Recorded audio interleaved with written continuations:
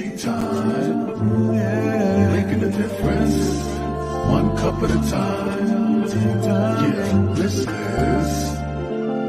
Teatime, yeah. Making a difference, one cup at a time. Teatime, yeah. So be sure to grab your tea, grab a seat, and tune in to Miss Liz. Teatime, making a difference, one cup at a time. Teatime, yeah. Teatime.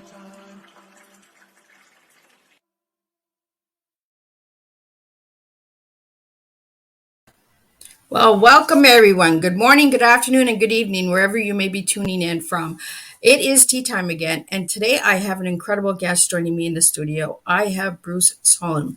He is a UFO researcher, professor, and author. That is right. I am going paranormal life today. We are doing different. We are spilling tea on different topics. So sit back, grab your tea, get your questions, get your comments ready, and join us in. I'd love to have your questions come up.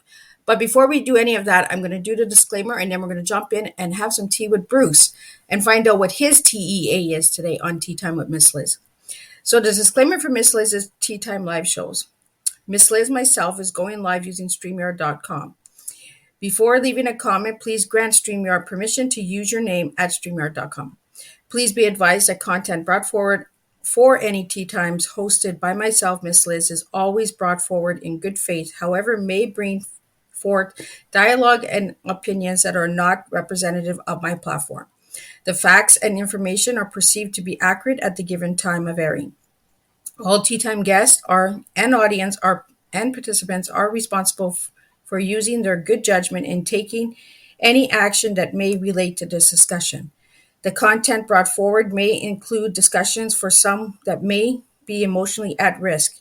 It is significant to note that this show is only engaging in discussions forums only to offer and inspire awareness and connection and is not providing therapeutical advice.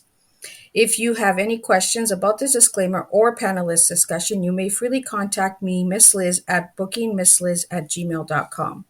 Moving forward, should you choose to voluntarily participate in this show in any aspect, I myself, Miss Liz, welcomes you. Should you decide that the show is not made for you at this time, I respect that as well, and I will see you at a future show at a later date. Now I'm going to bring BRUCE up. Welcome, BRUCE. Hello. Lots of words to say. Yeah. But I want my viewers and listeners to know that there is a disclaimer because there are topics that may trigger some people at certain times. And that's So BRUCE, I'm going to let you introduce yourself a little bit. And for anybody that wants to know more on BRUCE, you can check out Miss Liz's Tea Times Facebook page, LinkedIn, and YouTube page. All of the information on BRUCE and all that will be in the description box. And BRUCE, I'll let you introduce yourself because you have such an incredible bio. So if you'd like to share with all the viewers out there who you are. Okay. My name is BRUCE OLAV SOLHEIM, and I'm the son of Norwegian immigrants who came to this country after World War II. They lived under Nazi occupation. My dad was in a labor camp. And my oldest brother died during World War II because the Nazis took all the medicine. So I grew up with a lot of stories about World War II and Nazis and all that stuff, and that, they came here to start over. And my brother and I were born in Seattle. My sister was born in Norway. And it's just my brother and I now. Everybody else is gone of the older generation. I went to the University of Washington, dropped out, joined the Army. So I was in the Army for 6 years as a jail guard, and then I went to flight school and flew helicopters. I worked as a defense contractor for Boeing. Wow. With kind of a military government thing. And then I decided to, kept getting, my education and decided to go into a doctoral program, Bowling Green State University in Northwestern Ohio. And I got my Ph.D. in history. And with an idea that I wanted to teach, which is what I've been doing for the past over 30 years. I've been teaching history, mostly at a community college here in Southern California called Citrus College. And along the way, I've I have 4 children, 2 grandchildren, and I'm married to a very wonderful lady named Ginger. Well, there you go. And that is all in the bio that is on the Facebook page and that will be in the description as well. For anyone who's listening to the audio part of this tea time, that will be all in the description and that. And also, Bruce, I wanted to have you on my tea time because you have the Norwegian blood in you. And my heritage is from Norway as well. So that was the connection that I really wanted when I was giving your name, right? I was like, I have to have that man. Like, I need to know about Norway. I need to know about all of the history of it and that. And the World War II, the history and the connection of that as well. Because my great grandmother, who actually got me to drink my first cup of tea, was from Germany. So she's a survivor. Well, she has passed now, but she was a survivor of the war. So, so I want to get into the paranormal life. I want to get right into it really quickly. I want to get really deep into the tea. When was your first experience with paranormal? Well, it was in Norway, actually. So it kind of, for me, it begins in Norway. The first experience, I was like 4 or 5 years old in northern Norway. Living with my parents in my grandmother's house. We lived there for 9 months to visit relatives. It was the first time, this was in 1962, 1963. And my parents went there to connect again with the relatives. They hadn't been there since 1948, so it'd been a long time. And we lived there for 9 months. And during that time, I remember once I got really sick. I'd been out playing in the snow in wintertime. And my neck got really stiff. My limbs started to hurt. I started to have trouble breathing. I had a terrible headache and a fever. And I made my way home, and I got into this little bed that my grandmother had in the kitchen in this old country house that my brother and I still own. And in that kitchen, I just got really sick. And the neighbors, who are all our relatives, because it's a small village, came in and said, oh, this is what happens when, you get polio, or this is what happens when, they were just, it was all this Grim Reaper kind of talk. And I was crying. I thought I was going to die. And my grandmother and my mother were very upset. And so I remember I fell asleep crying. And then when I woke up, there's nobody in the kitchen, but I saw this light in the ceiling between the beams, this old kitchen, and in the ceiling. And the light had kind of a presence to it, and it made me feel like everything was going to be okay. So I stopped crying and I stopped worrying, and I went back to sleep. And when I woke up, I told my mom and my grandmother about this light and how it had made me feel better and made healed me. And they said, well, that's your guardian angel, and that's a miracle. And from that day forward, it opened up this other world to me. I just, everything that's supernatural was natural. Everything that was considered paranormal was normal to me. And so I just started having, things that I remember from that point on, a very paranormal life that I usually had to keep hidden, because my mom taught me early on. She was very psychic, and we used to practice reading each other's minds until my father told us to knock it off because he didn't like it. But my mom would wink at me, and we'd do it again another time when Dad wasn't around. But so I grew up with that being very normal, but I learned very quickly that I couldn't talk about it at school because I would be ridiculed, or the teacher would say that's bad, or that's of the devil or something, and just make, some kind of comment like that, even though my parents couldn't have been more spiritual or religious, being part of the Norwegian Lutheran Church, but this was another aspect to it, And so I grew up with that, knowing that I had to kind of keep it hidden. And of course, in the military and working for Boeing, and even working in academia as a professor, I couldn't talk about this paranormal aspect of my life without facing possible, losing my security clearance if it was the military or at Boeing, or losing my job. It's not something that when you're in a job interview, they ask you, what other talents do you have? And I said, well, I can talk to dead people. That's not something you want to bring up unless you're there comes a straitjacket, right? unless you want to go for a psychic job or something. But so I had to keep it hidden. But in 2016, a dear friend of mine died, and his parents were also Norwegian immigrants. He's from Seattle. name was Gene. His name is Gene, actually. And he told me a month after he died, he came to me in a vision where it's just like you and I are talking. We were talking. It was, an intelligent conversation. And he told me, okay, now it's time for you to tell your stories. And I said, what stories? I kind of knew what he meant, but wanted to get him out of him. He said, everything that's happened to you, don't be afraid. It'll be okay. The time is right now to start telling these stories. And I said, okay, because I'd collected them, and I just never published them or told anybody really. And he said, no, it'll be okay. And he said, you should call the book Timeless, because where I am, there is no past, there's no future. It's all just together. It's all an eternal now.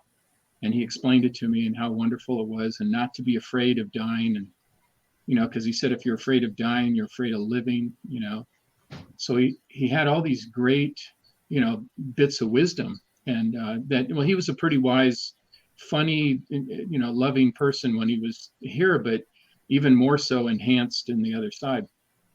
So that got me started just saying, okay, I'll do it. And so next thing you know, I published 3 books, a whole trilogy of all my paranormal stories. And then I went even farther with the Anzar book, where I focus on one particular entity who happens to be the best way I can describe him is an ancient alien mystic whom I've been in contact with. And so this is what's been going on. And I owe it all to Gene by telling me it was going to be okay. And my mother for teaching me how to connect with the other world and these powers that really all of us have, but not a whole lot of people acknowledge it, and they don't, train it.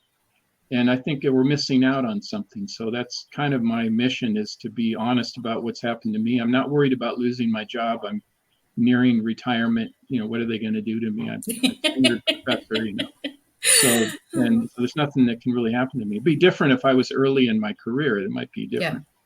Yeah. But so that is how it came about. And just when you think it can't get any weirder, something weirder happens, and you expand your knowledge and experience space. And as Gene always says, he says, experiencing is believing, and believing is experiencing. So once you have an experience, you believe, oh, that really happened.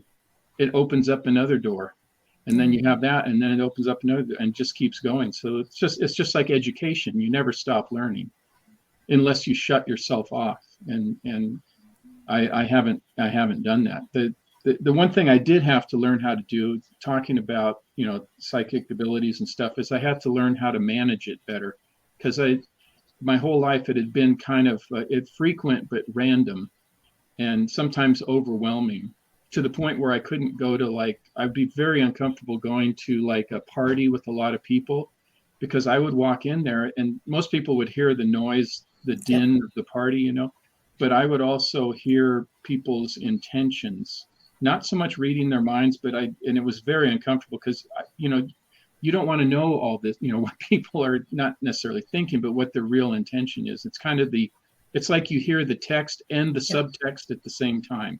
It's like they might say, oh, how are you? But then you also hear, I don't really care how you are. That's unnerving. I don't want to know that. Right? Yeah. It's like, I really know what you want to tell me, but you just don't want to tell me. You're just being nice, but the subconscious is actually talking to me. A lot of people, they call it intuition, right? And it's a psychic ability. Yeah. You hear somebody say something, but what I call it, in writer's terms, it's the text and the subtext at the same time. Yeah. Yeah. So that brings me to where we are. And the Anzar book was kind of I kind of dipped my toes in the paranormal at first, because I didn't want to come out immediately in the first book and start talking about full blown alien stuff.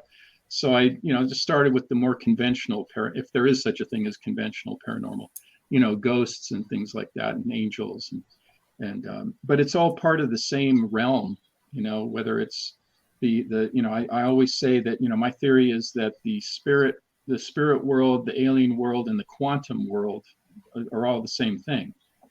And that's the connection point. So it's, and there are a lot of people much smarter than me who subscribe to the same idea, including the late Edgar Mitchell, the astronaut who founded the Institute of Noetic Sciences, IONS, in Petaluma, California, and he had a very spiritual and psychic experience while he was in space, not surprisingly, and a lot of astronauts have. Not all of them have talked about it, but and a lot of very prominent people have as well. But there's the stigma attached to it, although it's getting less and less. I mean, in mainstream news, they're talking about UAPs now. So that, before that was completely fringe, nutty stuff. And now, congressional hearings and, about UAPs, what they used to call UFOs,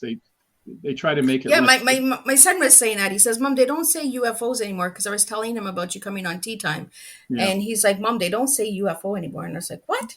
No, they don't. They call them UAPs, unidentified aerial phenomena. Because supposedly that sounds less woo-woo than woo-woo. I like the woo-woo.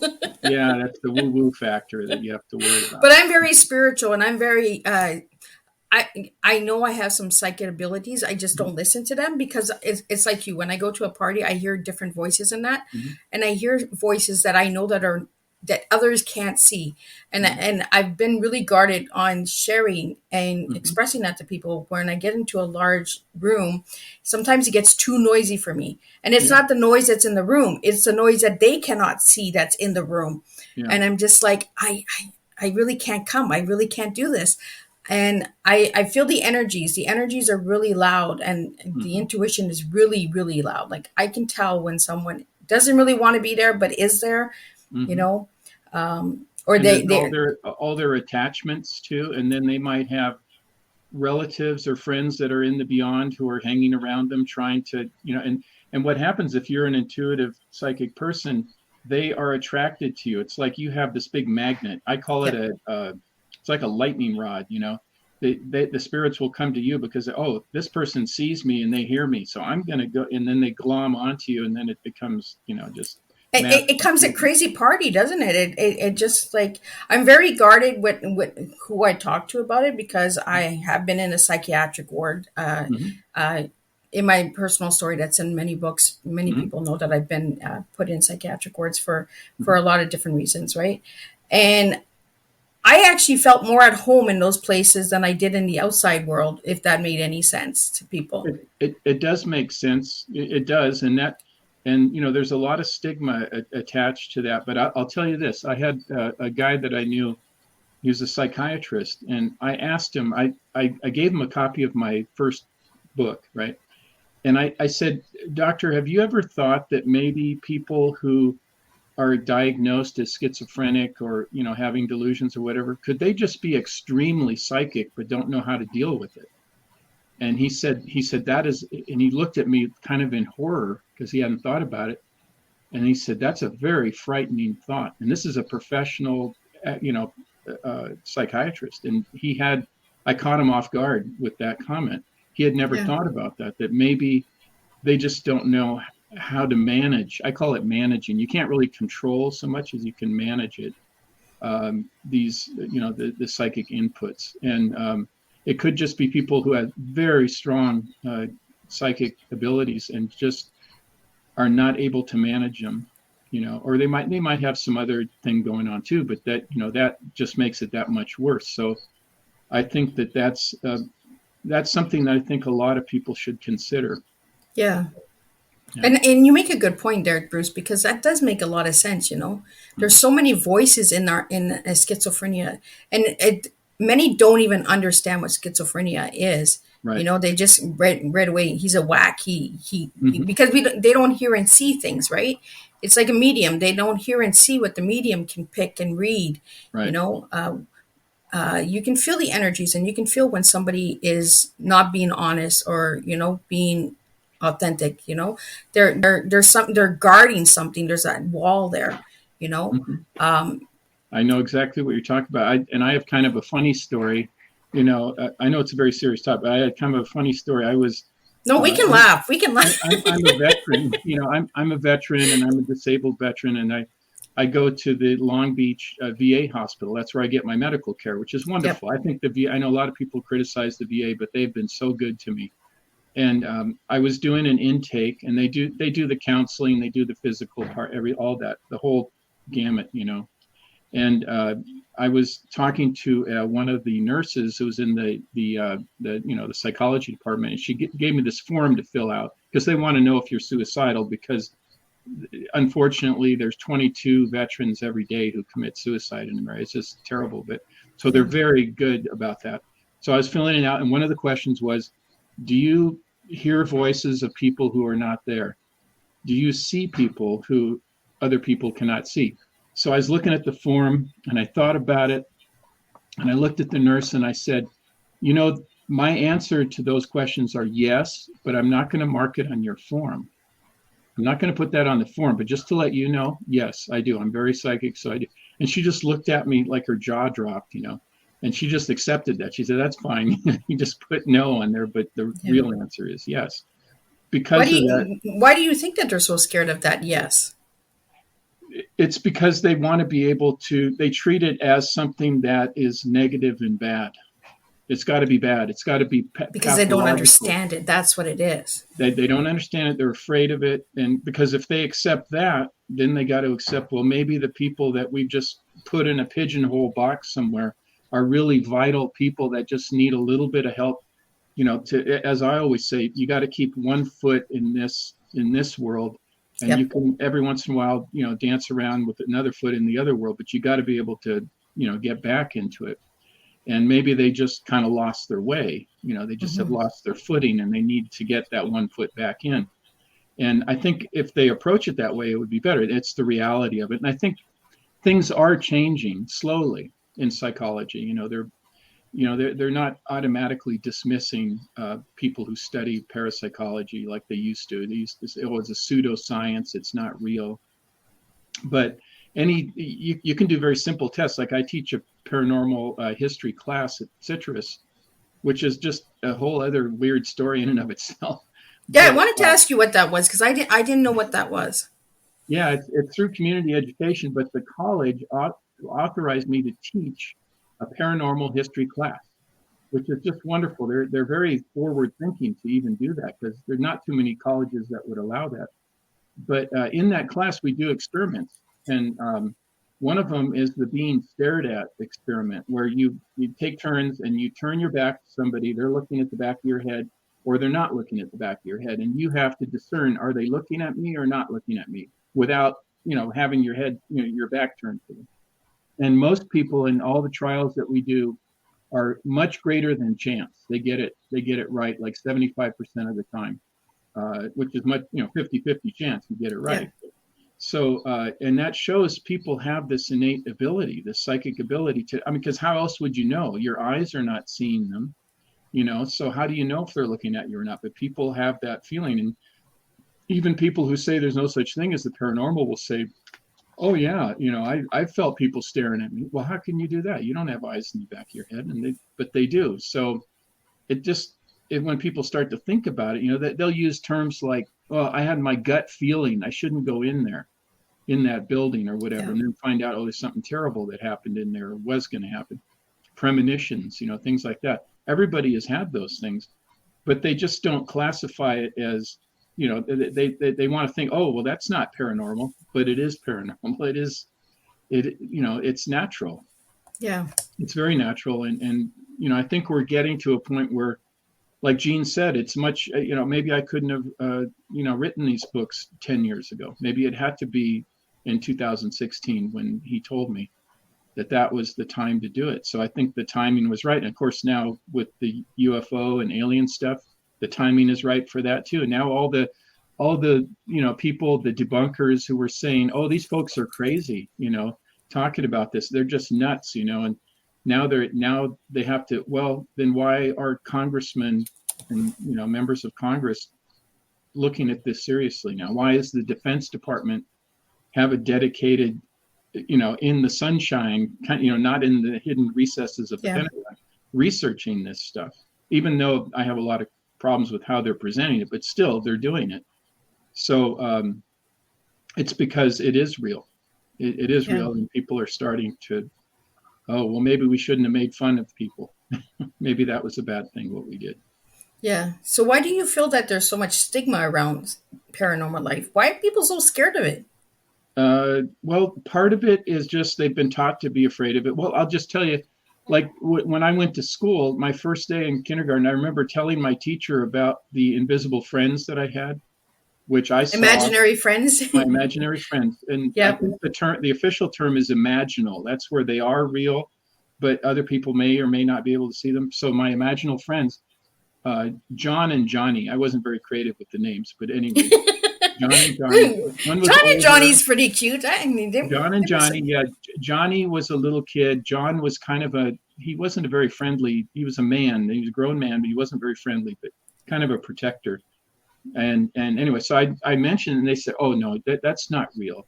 Don't talk about that. You'll make the other kids scared, So I told my mom, and she said, well, maybe you shouldn't talk about that. And, it's okay to talk to me about it, but be careful who you talk to. So that's where I first learned that, oh, I can't always say exactly what's going on. There's some Yeah. people that aren't going to handle it well. And so I learned pretty quickly. And I think people are afraid, like that psychiatrist. That was a fearful thing to him, that he may be dealing with people who are extremely psychic, who may know what he's thinking, or at least his, intentions are, that kind of thing. So that frightens people. It frightens people. And they're, and then there's also the religious connotations where they don't understand, that this is a natural thing. They might think it's demonic, Yeah. and there is demonic stuff out there. I'm not saying There is. Yeah, there there is. isn't negative stuff, because there is. So that, there's good reason to be afraid of that. But in general, there's a lot of good stuff, mostly good stuff, actually. And so that people have a fear. They want a very simple explanation that doesn't boggle their mind or challenge their belief system, and whatever that belief system is. But then when you talk to somebody, like, they'll say, well, what is prayer? Well, I'm praying to God. Well, how, that's kind of, as a preacher, I had a guest speaker who was a pastor, and he came in, and he was cool. He came in there, and he said, hey, if God isn't paranormal, who is? And it's true, right? Because nobody sees them. Yeah. But everyone believes in him. Well, not everyone believes in him, but I mean. Yeah. And then prayer is that communication. What is it? It's like meditation. It's like communication, with those that have passed on, or aliens, or whatever else. It's using your senses that we all have, that we just don't, it's like muscles that atrophy if you don't use them. You have to exercise them, and anybody can do it. Everybody has it. But I always say there's some people that have a little bit more than others. It's kind of like, I love baseball, and in baseball, there's some people, everybody can throw a ball, but some people can throw it 90 miles an hour. There's some people that just have that, that natural ability. And then if they train it, it gets even, to this ridiculous level. So, there are some people that can, everybody's got some talent, some super talent. They just have to figure out what it is. And I think that's what it is. And so there's fear based on that. And, there could be other, there's also like I did, I was in denial because of my job considerations, working as a defense contractor and on government contracts. I had a top secret clearance at one point. I would lose that clearance instantly if I still had one. I don't have one anymore, but if they read the books and started reading that, they'd say, oh, this person is, not trustworthy. Yeah. When actually you're being very trustworthy, because you're being very honest. Yeah, you're being very open. And who would want to bring that ridicule on themselves unless they were being truthful about it? And that being said, I know there's charlatans out there, and that's why, people always ask me. I have people write to me, I need to find a psychic that I can talk. And I said, well, you got to start with people that you know and trust, that you love, who may know somebody, and start that. But don't just find somebody and assume they're going to be a good person, because they might not be. They might just want your money and not do anything, or they might be, malevolent, even at the worst, case. So you got to be very, very careful. Well, there And is a lot of that out there, right? There's a lot yes. of that fraudster out there. Like I can see, but they can't see, Mm-hmm. and they kind of tell you a story where you fill in the blanks, Mm-hmm. and then they're like, see, I told you. I went to one lady who read my cards, and she said, Mm-hmm. oh, well, you have 3 kids. I said, no. And then she's like, well, I think you have 2 boys. I said, no. And then she just kept fishing. And I was like, Yeah. yeah, you're just, I'll just give you my $35 and, Yeah. and we're done. Lesson Like, learned. Yeah, yeah. But exactly. there No. are people out there that actually can, Yeah. and it's hard for the ones that actually can because we're so guarded because we're scared of that judgment. We're scared of that stigma, right? It's like me with the tea. And this is why I do tea time. A lot of people will say, well, Liz, what is the tea for you? Well, the tea is the past, the present, and the future. It's Mm-hmm. teaching education awareness. It's teaching that from the past, we can educate in the present and we can be aware of the future Mm-hmm. because we never know what the future is going to bring for any of us. Mm-hmm. And like you said, there's good and bad in everything. There's good and bad in human life form as Mm-hmm. well, not just the paranormal life. Mm-hmm. We have war, we have peace in all identities, but people don't see it that way. They're so fast to judge what they don't understand. And Yeah. that's what I do is I open the door and I say, listen, we have to start talking about things that we don't understand in order for us to understand. Yeah. Yeah. You Because always got to. I tell my students that same thing. When I'm in history, I tell them you can't always be in your comfort zone. yeah, And this whole idea in education, it's kind of I think, not a good idea. I know what people are trying to do. They want people to be comfortable in the sense they don't want to feel threatened at school or whatever, but you can't try to make people so comfortable that they're not learning. yeah, Because I'm going to tell students, we'll talk about stuff that is disturbing. I mean, war is disturbing. All the stuff that has happened in our history is disturbing, but we can't hide from it. And coming out of your comfort zone is how you learn and how you grow. yeah. If it's done in the right way, not like a shock kind of thing, but just, being real about stuff. And I think you're right. That is very important for growth as a human being. Well, we have to start teaching in a different way too. If we Mm-hmm. stay in the same pattern, we're staying in the stale water. We're not opening the minds to different Mm-hmm. and understanding why there's so much stigma on mental health and why there's so much Mm-hmm. stigma on grief and all the hard subjects that is worldwide. It's not just Canada, not just USA. You know what I mean? So when we start opening up and having open discussions, deep open discussions, honest discussions, where it might make you uncomfortable. And that's why I do the disclaimer that it might make you uncomfortable because there are topics that need to be discussed in order for us to make changes. If we don't talk, we don't change nothing. Yeah, You know? that is true. We have to have the dialogue. And Yeah. I always quote Malcolm X, who said that the way to solve race problems is if everybody is just honest with each other. Just sit down at the table and put everything out, all your cards on the table, and then you can see the ugliness that you're hanging on to, the poison, and then you can sort it all out, throw it away, and start over and just say, okay, I'm going to take you one person at a time. You're a person, I'm a person. But we don't take that kind of inventory. No. We don't seem to have the time or the courage. Most people don't have the courage to do that, Yeah. to be that honest. And because it's not really rewarded, unfortunately. People that are really honest are punished. They lose their jobs. This terrible stuff happens if, it's the old Or they get saying, locked up. yeah, no good deed goes unpunished, like my dear departed friend David Wilson used to say. It shouldn't stop you from doing the right thing, but it's certainly a disincentive for people. Yeah. So I want to get into your tea, Bruce. What would your tea be? So if I give you the word TEA and I ask you for a word for each letter, what words would you give me? Well, I thought about it a great deal because I thought about it and I gave it a lot of thought. And I finally came up with tenacious, enthusiastic acceptance. What was your E again? Enthusiastic. And the classical definition of enthusiasm is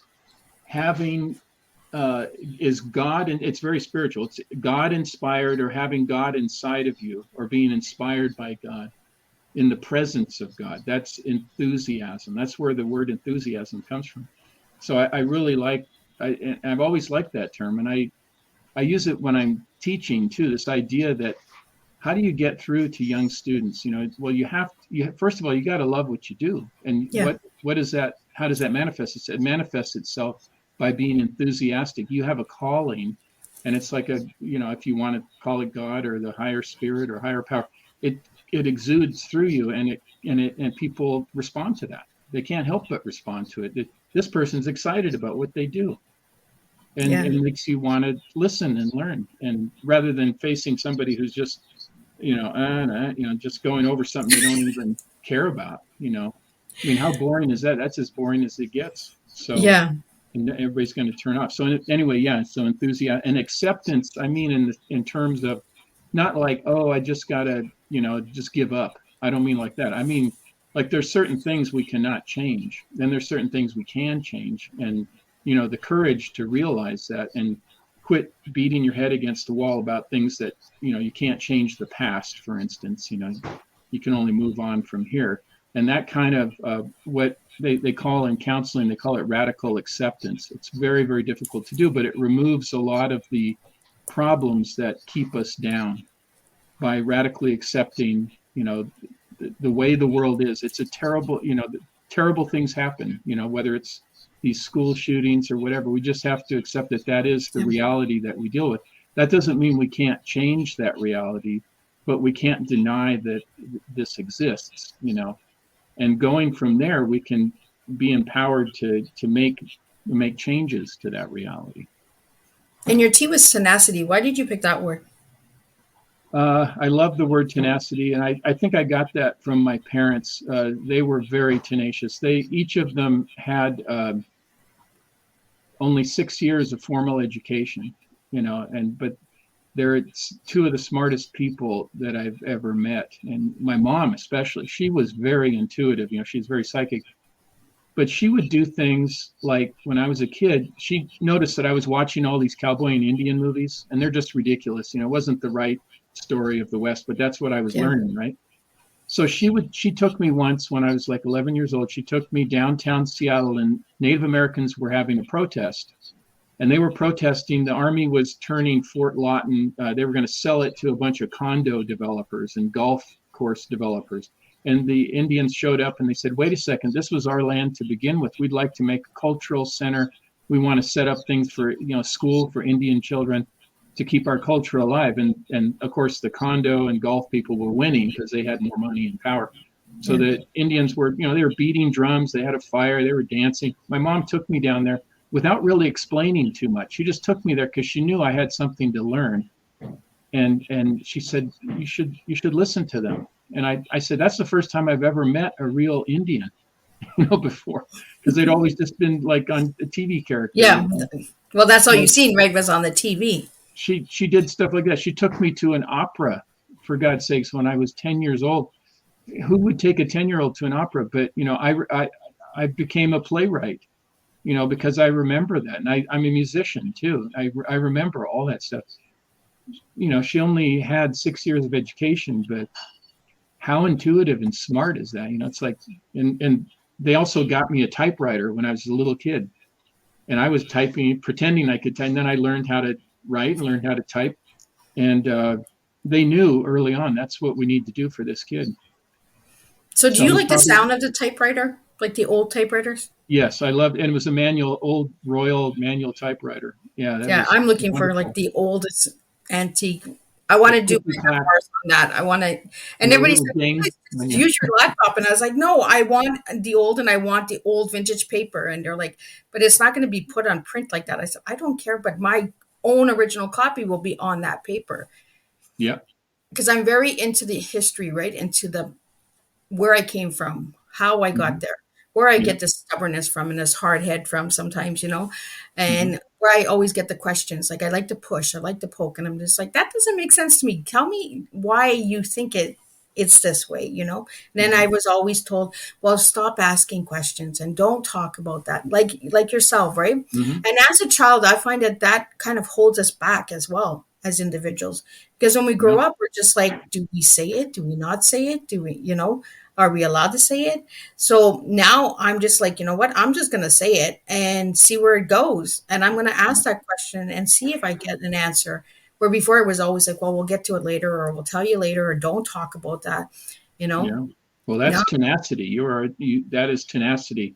That is a person who does not give up, and a no, person who keeps pushing.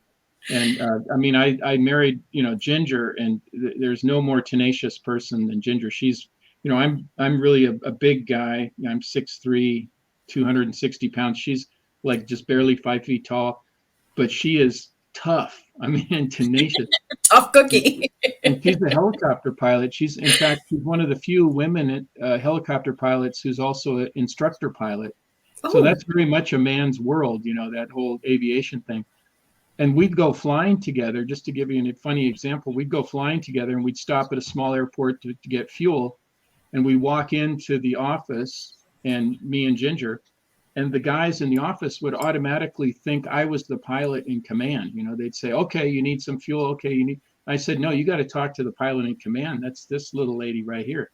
That's Ginger. She's in charge. They assumed I was in charge. I'm this big guy, but no, she's doing it. so she's So a tough cookie. Does she come from Norway? Does Ginger come from Norway, Bruce? No, her mother has Spanish and Mexican heritage, and her father was kind of a Heinz 57 European, kind of a mix. Oh, she got that European blood. She's got that tough cookie Yeah, blood in her. she's half and half, but man, she is very tenacious. So there's a reason why we got together, because when we work together, nothing stops us. Of course, then we go like this every once in a while, but then we compromise, which is what you learn you have to do. Yeah, Susie Vibero is in here from Room Redux, and she says that Miss Liz is tenacious. She does know me personally, so she knows that I don't give up. I just keep pushing Yeah. the limits, and I believe that comes a lot from my heritage. Mm-hmm. I've done a lot of research. I've gone back to, I think it's 1716, and I just Wow. met a cousin that lives in Norway who's actually doing, because we had a book published with our family named The Thronus, Mm-hmm. and it's all in Norwegian. So he's putting it into English. So he's actually connected with some of us, and I think it's a year now that we've known each other, and we're planning on doing a family reunion in Norway. So yeah, Nice. so Yeah. it's really incredible how heritage always comes back to the present, right? And Mm-hmm. it always comes and finds us in a different way. Yeah. It's a wonderful thing. When I go, my brother and I still own the old farm that my parents had, and that where my dad was born. That's actually, my sister was born there too. And whenever I go back there, I go up onto above the house and below the mountains, and there's an old Viking graveyard there. And it's not marked or anything. Just everybody who lives there knows that's where the Viking settlement was. And I stand on that earth and I feel the connection. No other place on earth feels like that. And I always tell my students, if you have some place like that on earth where you can go, please go there, because you'll feel more connected than you've ever been. And it's just a wonderful feeling. And then I did all this discovery of what is the Viking spirit, and it's not just about bloodthirsty people invading Ireland or whatever. There's a lot of a lot to it, that it comes through in modern day too. This idea of egalitarianism, where men and women are equal, and all this. I mean, it's really pretty cool when you discover it. This idea of how I always feel most comfortable outside. Norwegians are very much like that. They love to be outside. And school children, at least 3 days a week, when my children went to school in Norway, when I was there as a Fulbright teacher, they 3 or 4 days a week they go, or 3 days a week they go outside in the forest, even when it was snowing in the wintertime, and they go out there and they did lessons out there. And the Norwegians say, hey, they have to learn how to deal with nature. That's part of their life. They can't just hide in a building all the time. Yeah, I was blowing bubbles on New Year's. I was like, I got to go blow bubbles at midnight on New Year's in the freezing cold, and I was just Mhm. like, I just got to be outside. I have to start a new year outside. I Yeah. can't be inside.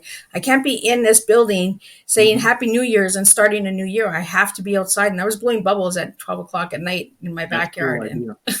I was just like, and it gives a new meaning for a new year, right, as well, Hmm. because you're popping the bubble. What are you going to open in the new year, you Hmm. know? So it was pretty cool, and it was freezing cold because it was wintertime, Hmm. and the bubbles were kind of freezing, but then they were snapping, and it was kind of like Hmm. crack pop, like the Rice Krispie. Hmm. So it brings back the childhood, right? It brings back that little girl Oh yeah. and where you could play, because I wasn't allowed to play when I was little. I had to be really seen but not heard, Oh. like, so there was a lot. So now I play a lot. I'm just like, I get goofy. I had a mud fight with my daughter. We got pulled over by police, and the police are like, is everything okay? I was like, yeah, I just beat my kid up with a bunch of mud. Like, Yeah, she's that's the fine, I'm problem. fine, we're just dirty, we'll go home and shower. Like, Yeah. Well, you can see like behind me that I got all these old toys there from my yeah, childhood. I was looking at that. I was like inspecting as you were talking. I was like, ooh. Yeah, I love being surrounded by things from my childhood because in some ways, I mean, I publish comic books because comic books is how I learned how to read. You have I just like to stay connected to my whole, you know, the little person inside of me and the big person I am now, and we all want to be, we want to be together. So Yeah. I just feel very comfortable that way. So this is my creation spot where I do all my writing and thinking and uh, talking to nice people like you. and I also noticed the word peace above your head. Yeah, yeah. Ginger made that for me. It lights up, but I think I need new batteries in there. But yeah, she made that for me, and yeah, it's something we all want, but the reality of the world is that there's so many forces working against that. But that doesn't mean we have to give up though. Just Yeah.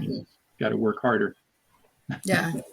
I love that the word peace is there amongst the story that you're telling the world, right? Because there is peace in the paranormal life. Yeah. It's not all bad, it's good. You Hmm. know, you also do music. I want to get into the music before we wrap up your tea time because the time is just flying by. We're really enjoying ourselves. I And know. for Yeah. anybody that's watching the replay, please let me know where you're tuning in. If you're tuning in now and you have any questions, please reach out. And if you can't reach Bruce, you can reach Miss Liz, and Miss Liz will reach Bruce for you because we're going to stay connected, because that's what I do with all my guests is I stay connected with you guys during, before, and after. So Cool. yeah, you ain't getting rid of me that easy. Yeah. That's good. That's just how I work. We have tea for life now. We don't know where the future is going to lead us, right? Hmm. So I want to know a little bit about the music, because I did check out the music, because you did send me some. You sent me a beautiful PowerPoint here, and Hmm. I got to check out some of your music as well. So where did the music come from? Well, it's also from the where all creative things come from.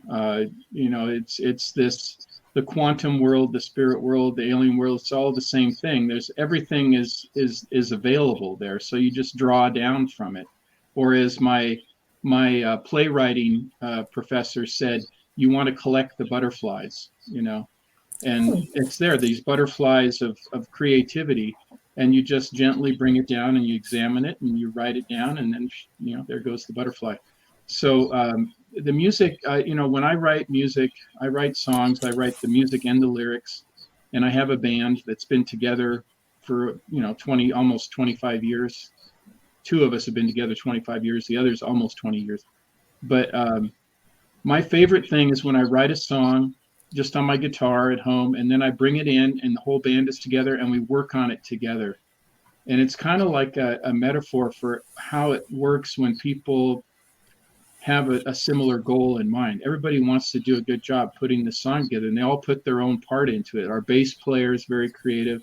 Our drummer's very good. He hears the song differently than I do. And the lead singer, guitarist, the other guitarist, he's a writer too. So we all contribute to it, and it becomes something even more special than what I had originally imagined it to be. But the topics just come, they just float in like a butterfly, and I go, oh, that'd be cool. That sounds good. And, or I'll, if I have a little bit of irony in it, that's always good. There's some of my songs are very emotional. Some of them are happier and some of them are, more sad, but it depends. And it's funny how, I'm not an expert in music, but I do know chord structure and notes and stuff. And I do know, certain types of notes are like minor chords usually bring a lot of emotion, more sadness. In fact, I think the church at one point would not allow music to be done in minor chords because it was too emotional for people. So it had to be Oh, major chords. So they know the power of music, and we all, I think we all do, whether we understand music or not. We understand the power of it because it can make you feel. You might not remember the lyrics or the tune, but you remember how it made you feel. yep. And that's what music does. It goes right to the soul. And that's why I love it. It's another way to express myself, how I have experienced the world. And it's a healing thing for me. And being with the band is even better because we're all like working on it together. And it's such a cooperative, communal thing. I just love it. And but we always take a hiatus. We work on a project and then we'll not get together for months. And then all of a sudden we'll get back together, a frenzy of activity, and then another months long hiatus. But so the writing process and the music process are very similar, and the psychic process. I think that's just that connection. And there doesn't seem to be an end to it. It just keeps happening and keeps going on and on. It's like, I don't think you ever stop, it just keeps going. And even beyond this life, as Gene has told me, he's still creating things and helping me, understand things. And I share that with his loved ones, and they appreciate that because, they don't have the psychic connection, although they feel him oftentimes. They don't necessarily talk to him. And so I'm able to help them, do that. And so anyway, that's just a little bit about the music. I've been doing it a long time. My mom always wanted me to be a musician. And I was very stubborn when I was younger. I played the accordion, but I didn't like it.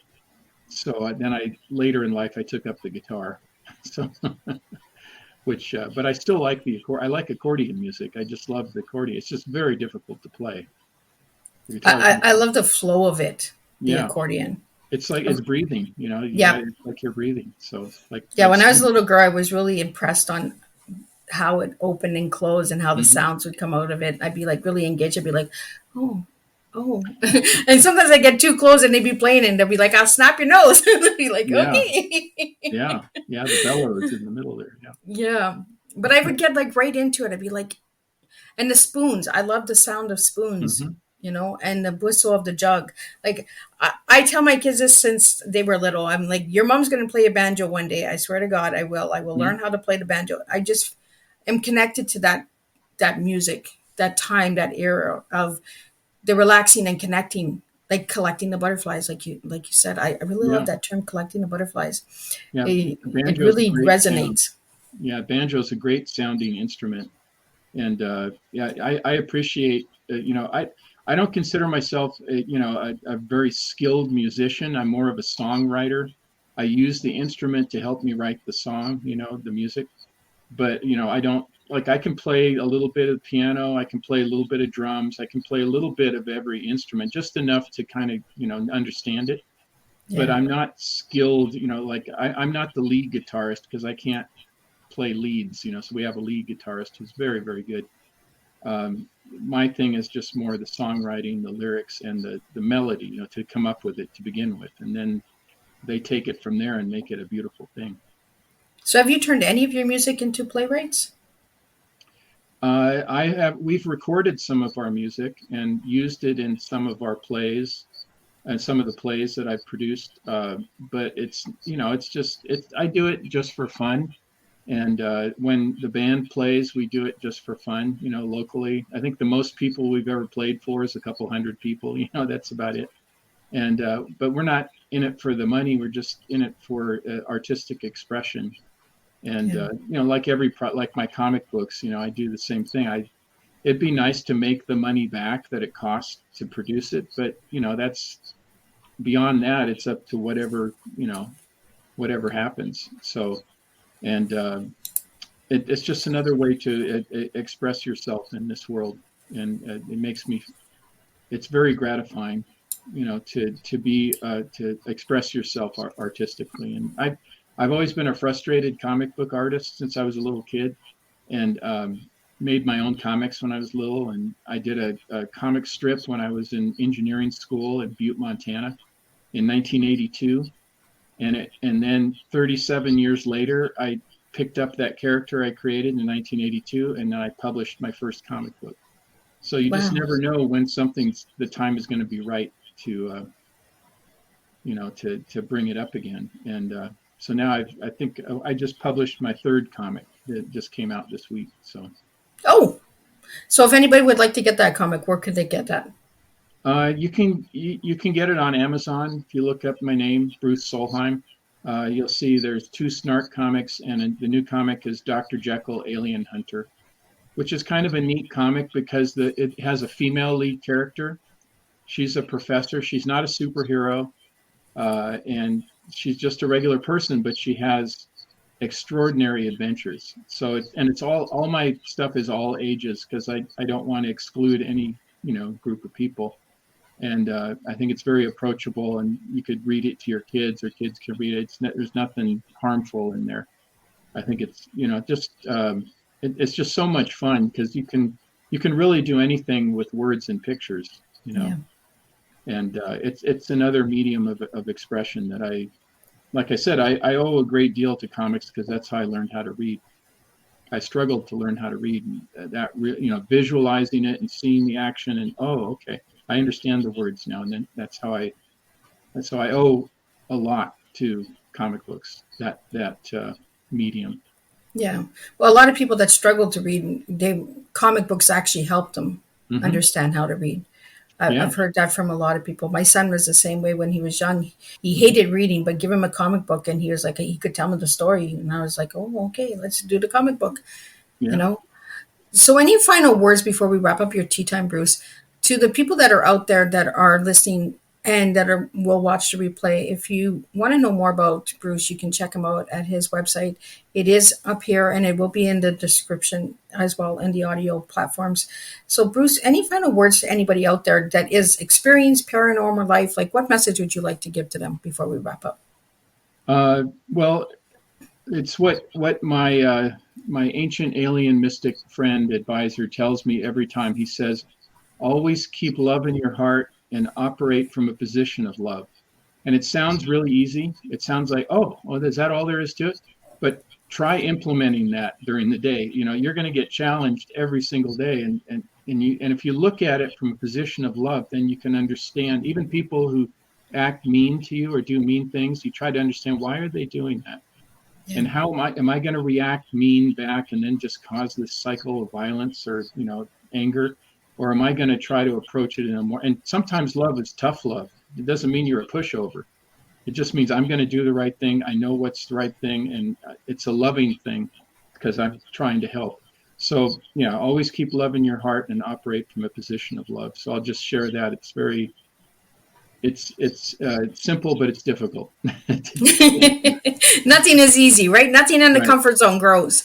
So, you have to get out of the comfort zone. And I really want to thank you, Bruce, for taking that time and sitting and having tea with me today and sharing your tea, because you do serve a strong tea. So keep doing what you're doing, and let's stay connected. Let's grow together, and let's really make a difference and open some doors, break that stigma on paranormal life. We don't need to be scared of it.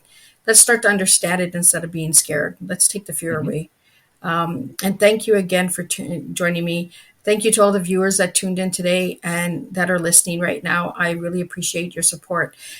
We are closing up May and we are heading into June. So in June, I'm bringing you a bunch of June berries. That means a lot of flavor, lots of blends. So if you want to know what's coming to the table in June, check out Miss Liz's Tea Times. Check out my website at www.misslizsteaparties.com. You will see the incredible guests that are coming. And we do have some topics that may be triggering, so be aware of that as well. There is a disclaimer out there, and if I need to get it stronger, let me know. I will put that out there as well. I'm not here to trigger anyone. I'm only here to bring awareness and to inspire everyone out there. So again, thank you, Bruce, for tuning in with me and sitting and having tea.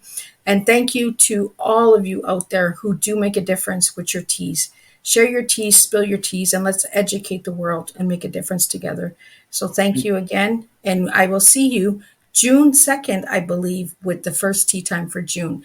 And I will be bringing in Gerald Everett Jones, and we will be talking about book banding. That's all I'm saying for June. For the rest, check out the Facebook page and the website. Thank you all. And I will see you for a new tea time next year. Not next year, next month with a new tea time. Thank you all for joining me today on Tea Time with Miss Liz.